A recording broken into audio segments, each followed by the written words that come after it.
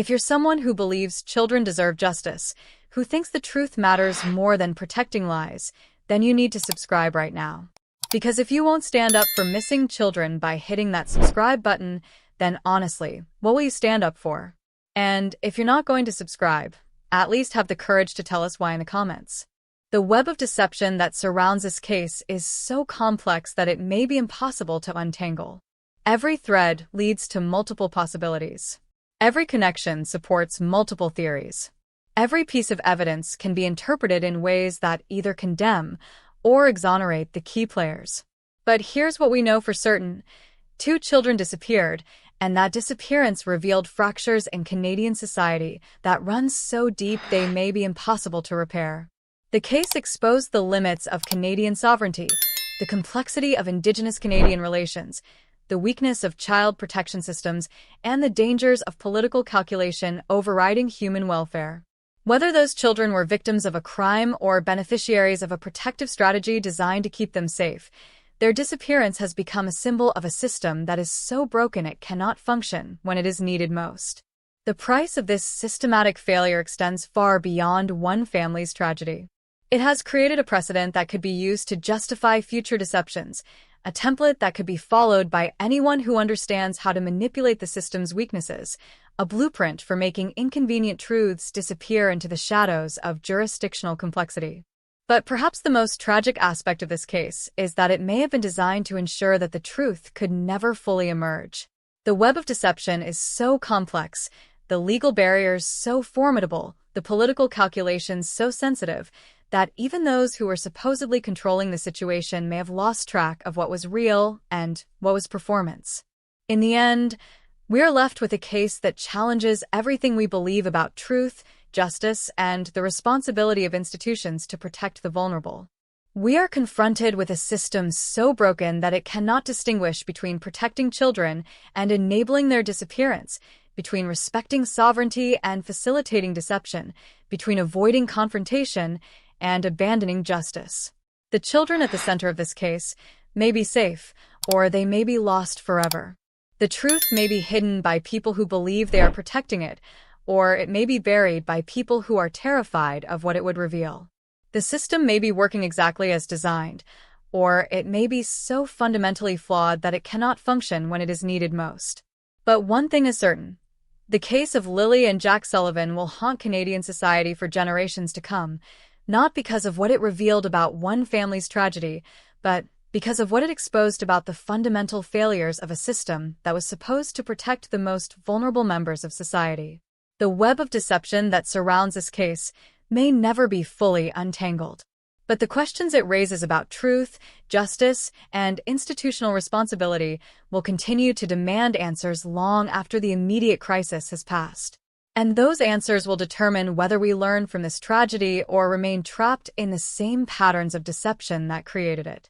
As we move toward the conclusion of this investigation, we must ask ourselves, in a system so compromised by political fear, so limited by jurisdictional complexity, so paralyzed by historical trauma, is it even possible to find the truth? And if the truth cannot be found, what does that say about the society that claims to value it above all else? The answer to that question will determine not just how we remember the case of Lily and Jack Sullivan, but how we move forward as a society that must confront the deepest fractures in its foundation. As we reach the end of our investigation into the disappearance of Lily and Jack Sullivan, we find ourselves not with answers, but with questions that cut to the very heart of what we believe about truth, justice, and the responsibility of society to protect its most vulnerable members. 6 months have passed since that September night when 2 children vanished without a trace. 6 months of searching, theorizing, investigating, and hoping. 6 months of a nation grappling with the possibility that everything they thought they knew about this case might be wrong. The massive search operation has been scaled back. The media attention has shifted to other tragedies. The online investigators have moved on to other mysteries. But the questions remain, haunting and unanswered, like shadows that refuse to be dispelled by the light of investigation. Where are Lily and Jack Sullivan today? Are they safe in the loving arms of people who believe they are protecting them from a hostile world? Are they hidden within a system that operates beyond the reach of Canadian law? Are they living under new identities, their childhood memories already fading into the constructed reality of their protected existence? Or are they lost forever, victims of a tragedy that was compounded by the very people who claimed to be searching for them? Are they buried in unmarked graves, their disappearance covered up by a conspiracy so sophisticated that it turned their own family into unwitting accomplices? The truth is that we may never know. The web of deception that surrounds this case may be so complex, so politically sensitive, so legally protected that the truth has become impossible to discover. In trying to protect the children, the system may have made it impossible to verify whether they actually needed protection. This is the central tragedy of the Sullivan case. It has become a perfect crime, not because it was flawlessly executed, but because it exploited flaws in our systems so fundamental that investigating them would require dismantling the very foundations of Indigenous Canadian relations. But let's examine what we do know, what we can say with certainty about this case that has captivated and horrified a nation. We know that Malaya Sullivan made choices that most parents would never make. Her silence, her obstruction of search efforts, her apparent lack of cooperation with authorities, these behaviors were either the actions of a woman protecting her children from a system she didn't trust, or the actions of someone who knew exactly where those children were and was determined to keep that knowledge secret. We know that the Indigenous Child Protection System provided a legal framework that could make children disappear from Canadian oversight. Whether this framework was used to protect Lily and Jack or to hide them depends entirely on your interpretation of the evidence and your faith in the motivations of those involved. We know that the RCMP's investigation was limited by political considerations that had nothing to do with the children's welfare. Whether these limitations were justified by the sensitivity of Indigenous relations or represented a tragic failure of law enforcement depends on your understanding of Canadian sovereignty and the lessons of historical confrontations like the Oka crisis. We know that family members made contradictory statements about the children's fate.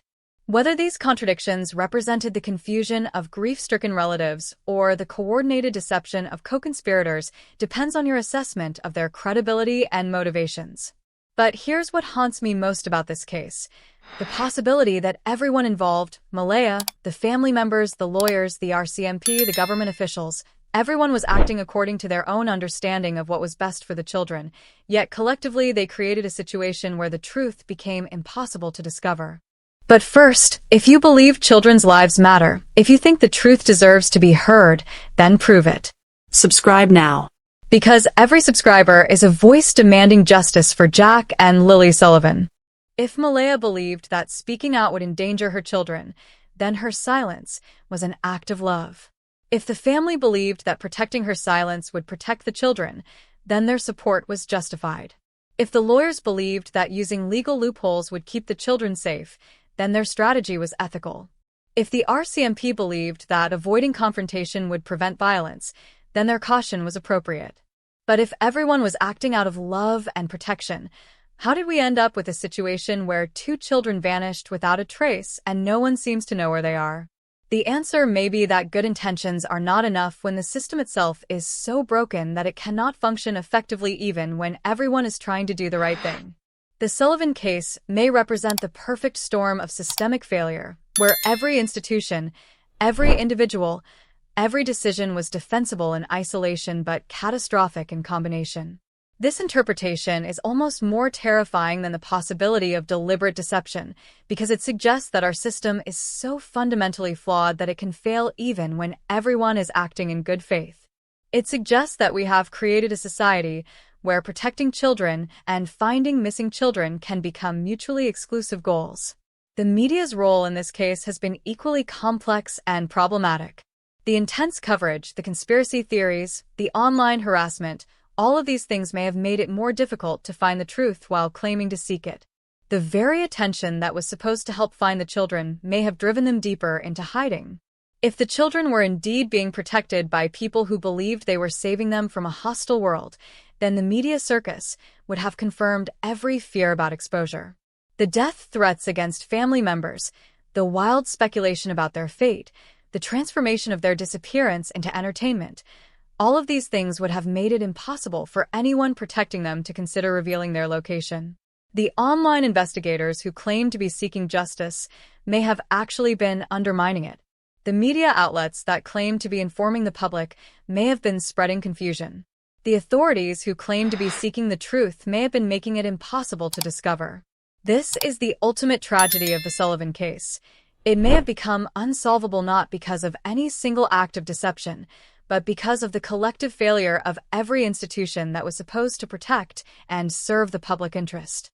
So, where does this leave us?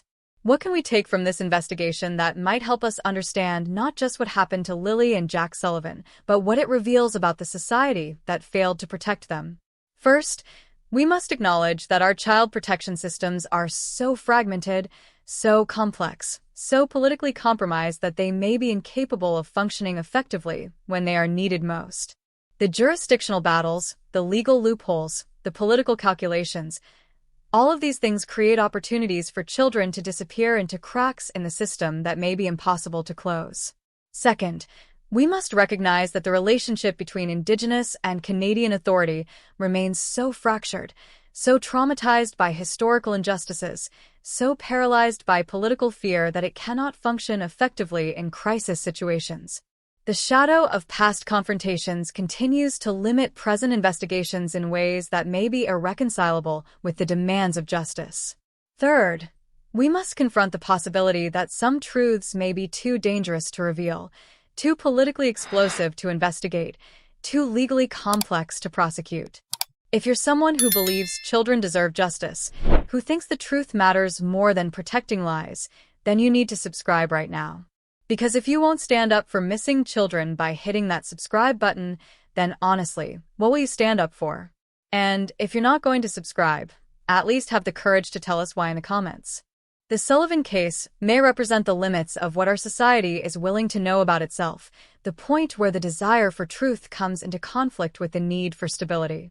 But perhaps most importantly, we must remember that at the center of this web of institutional failure and political calculation are two children whose only crime was being born into a situation they could never understand or control.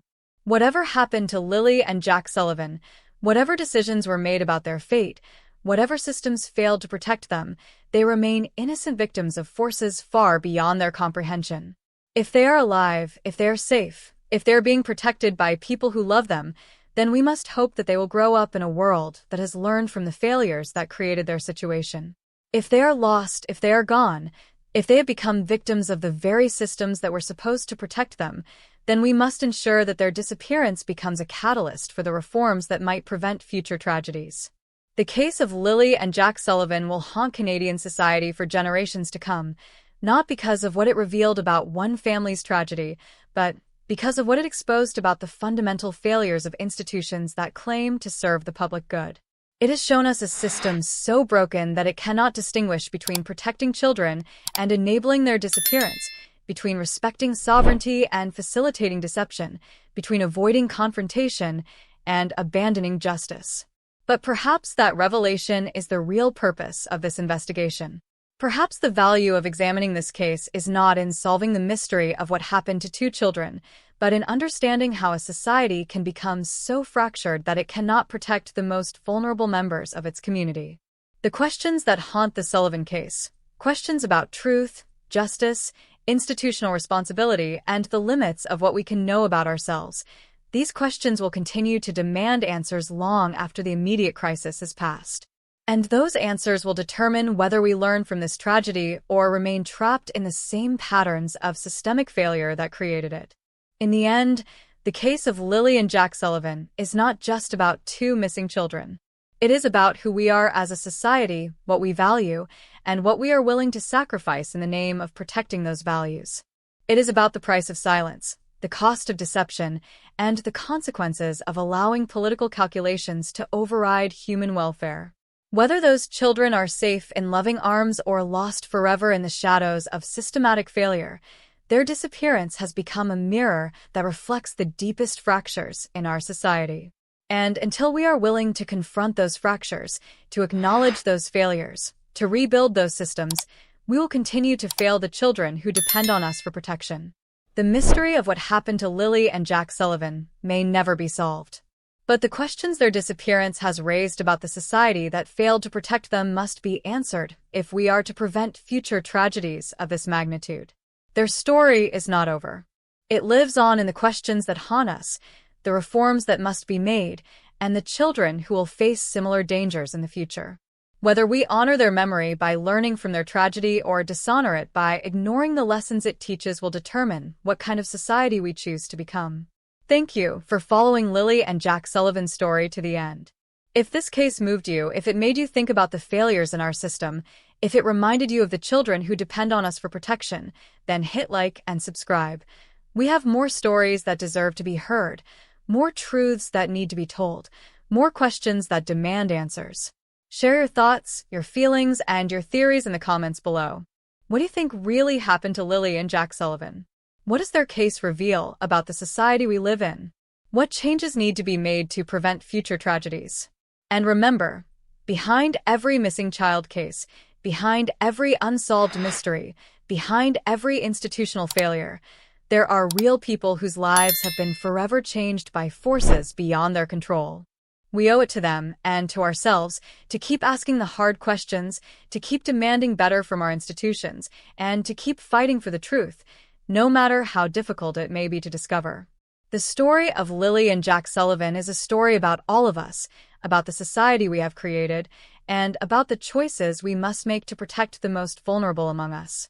Their disappearance is our failure. Their memory is our responsibility. And their legacy will be determined by what we choose to do with the questions their case has raised.